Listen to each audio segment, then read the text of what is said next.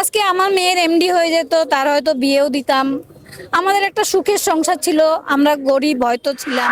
আর ওকে পেয়ে আমরা এমন একটা রত্ন, ওর গুণের তুলনা হয় না, আমি বলে শেষ করতে পারবো না। আমি তো মা, আমি একটা ঈশ্বর প্রদত্ত ডায়মন্ড পেয়েছিলাম, যেটা আমার কাছ থেকে ওরা কেড়ে নিয়েছে। হসপিটালে ডিউটি করছে একজন ডক্টর, তার খুন হলো, ধর্ষণ হলো, এমনকি তদন্তটাও দামাচাপা দেওয়া হলো।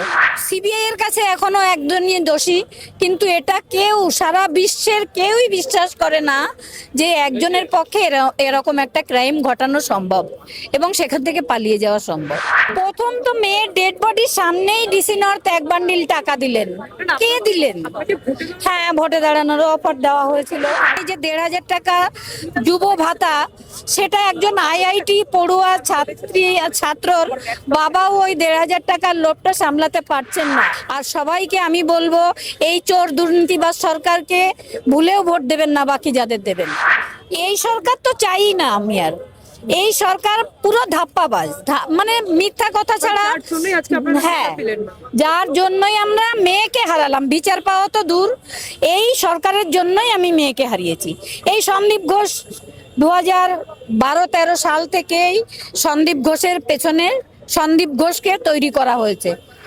1.5 বছর হয়ে গেল, কিছুদিন আগেই অভয়ার জন্মদিন গেল। আজকে আপনারা গেলেন, সিবিআই পক্ষে যেটা বারবারই আপনারা বলছেন যে সিবিআই আপনাদের পাশে এখনো পর্যন্ত আপনাদেরকে সাহায্য করছে। আজকেও সিবিআই আমাদের জন্যই তদন্ত করতে এসছে এখানে, কিন্তু আমাদের সঙ্গে একটা কথাও বলেনি। এরকম ওরা কোনো সময় আমাদের সঙ্গে কথা বলে না। সিবিআই এর নিয়ম হয়তো, কি বলবো, আমরা যদি কোনো তথ্য পাই সেটা ওদের দেব, ওরা সেটা তদন্ত করে দেখবে, কিন্তু আমাদের বেলায় তা হয় না, কখনোই হয় না। আজকে আমার মেয়ের এমডি হয়ে যেত, তার হয়তো বিয়েও দিতাম। আমাদের একটা সুখের সংসার ছিল, আমরা গরিব হয়তো ছিলাম। আমাকে অনেকে দর্জি কাকিমাও বলেছে, আমি কিছু মাইন্ড করিনি। কিন্তু আমরা ছোট থাকলেও আমাদের মেয়েকে নিয়ে খুব হাসি খুশি ফ্যামিলি আমরা ছিলাম। আর ওকে পেয়ে আমরা এমন একটা রত্ন, ওর গুণের তুলনা হয় না, আমি বলে শেষ করতে পারবো না। আমি তো মা, আমি একটা ঈশ্বর প্রদত্ত ডায়মন্ড পেয়েছিলাম, যেটা আমার কাছ থেকে ওরা কেড়ে নিয়েছে।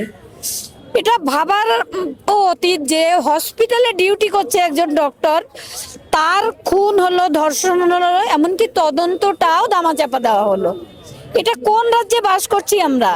আমাদের হয়ে গেল, এখনো পর্যন্ত তদন্তের অধরা, মানে এখনো পর্যন্ত সেই একজনই দোষী।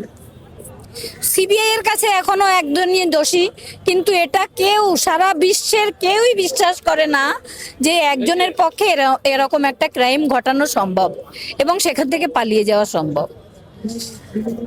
কেউ বিশ্বাস করে না এই কথাটা। আপনারা প্রথম থেকেই যেটা প্রথম দিন থেকে আপনি বলে এসেছেন যে এই সরকার বা কিছু একটা ধামাচাপা বা কোথাও একটা গোপন করতে চাচ্ছে সিবিআইও। এই সরকারের কথা বলতে কি বলবো, এই সরকারের প্রত্যেকটা দপ্তরে দপ্তরে চোর, প্রত্যেকটা দপ্তরে দপ্তরে দুর্নীতি, শিক্ষার বেহাল দশা, মেডিকেল পড়াশোনাও এখন সেই পর্যায়েই চলে গেছে। এর আগে দেখেছেন আপনারা, একটা মেয়ে, তার পয়জনিং হয়েছিল, দুজন ডাক্তার দুজনই তাকে বলেছে মারা গেছে, কিন্তু যিনি ওই চালাচ্ছিলেন অ্যাম্বুলেন্সটা, উনি বলছেন না, পেশেন্ট বেঁচে আছে। বাবা মাকে বলছিলেন আপনি অন্য কোথাও নিয়ে চলুন, কিন্তু অন্য জায়গায় গিয়ে তাকে ট্রিটমেন্ট দিয়ে, মেয়েটা মুসলমান ছিল, তার কবরও করা হয়ে গেছিল, কিন্তু মেয়েটা বেঁচে ছিল। এই হচ্ছে এখনকার ডাক্তারের পড়াশোনার হাল। তাহলে কি বলবেন, কোথাও কিচ্ছু নেই। আমি সমস্ত মানুষের শুভ বুদ্ধি হোক, চেতনার বিকাশ হোক, আমরা যেন একটা কোথায় চলছি, যে একটা দুর্নীতিবাজ সরকারের যেদিকে আমাদের নিয়ে চলছে সেই দিকে আমরা দৌড়াচ্ছি। এই যেন বন্ধ হোক, মানুষের শুভ বুদ্ধি হোক, সুচেতনা হোক। চেতনার মানুষের খুব প্রয়োজন আছে, কারণ এই যে 1,500 টাকা যুব ভাতা, সেটা একজন আইআইটি পড়ুয়া ছাত্রর বাবাও ওই 1,500 টাকার লোভটা সামলাতে পারছেন না। এই যে লোভই করে দিয়েছে মানুষকে সরকার, এর থেকে আমাদের বেরোতে হবে। তাই এই গণতান্ত্রিক অধিকার আমরা প্রয়োগ করার আগে আমাদের ভাবার বিষয় আছে। আর সবাইকে আমি বলবো, এই চোর দুর্নীতিবাজ সরকারকে ভুলেও ভোট দেবেন না, বাকি যাদের দেবেন। আপনাদের তো সেই যখন যেদিন ঘটনা ঘটেছিলেন তখন মাননীয় মুখ্যমন্ত্রী আপনাদের বাড়ি গিয়েছিলেন, তখন তো আপনাকেও টাকার কথা বলা হয়েছে। হ্যাঁ, হয়েছিল। তারপরে অনেকবার টাকার অফার করা হয়েছে, ভোটে দাঁড়ানোর কথা বলা হয়েছে। ভোটে দাঁড়ানোর কথা আপনাকে বলা হয়েছে? প্রথম তো মেয়ের ডেড বডির সামনেই ডিসি নর্থ 1 বান্ডিল টাকা দিলেন। কে দিলেন? আপনাকে ভোটে হ্যাঁ, ভোটে দাঁড়ানোর অফার দেওয়া হয়েছিল, কার পক্ষ থেকে দেওয়া হয়েছে? সব পক্ষ থেকেই দেওয়া হয়েছিল। মানে তৃণমূল, বিজেপি সমস্ত? সব সব। কিন্তু আপনি আপনি কি কি বলে দিয়েছিলেন? আমার মেয়ে পছন্দ করতো না আমার রাজনীতি। মেয়ে যেহেতু ডাক্তার ছিল, ওর ভোটের ব্যালট পেপার গুলো বাড়িতে আসতো, ও ওটা ছিঁড়ে বক্সে ফেলে দিত, কোনোদিন ভোট দিত না। শুধু বিচারটাই আপনারা? আমরা শুধু বিচার চাই। কেন এমন হলো? কেন আমার রত্ন কেড়ে নেওয়া হলো? কেন আমার গোটা বিশ্বকে হারিয়ে ফেললাম আমি? সে তো রাস্তায় ছিল না, সে তো কোথাও ছিল না, সে তো ডিউটি করছিল তার। আর আমি জানি, আমি তো মা, ডিউটি যখন হতো কোনো সময় ঘুমাতো না। আর ওই সেমিনার হলে কোনো দিনও ও ছুতে যেত না। সেমিনার হতো যখন পেশেন্টদের নিয়ে ওখানে ডিসকাস হতো, সেমিনার বসতো, তখন সে যেত। কিন্তু সেমিনার হলে সে খেতে ঘুমাতে কোনোদিন যায়নি।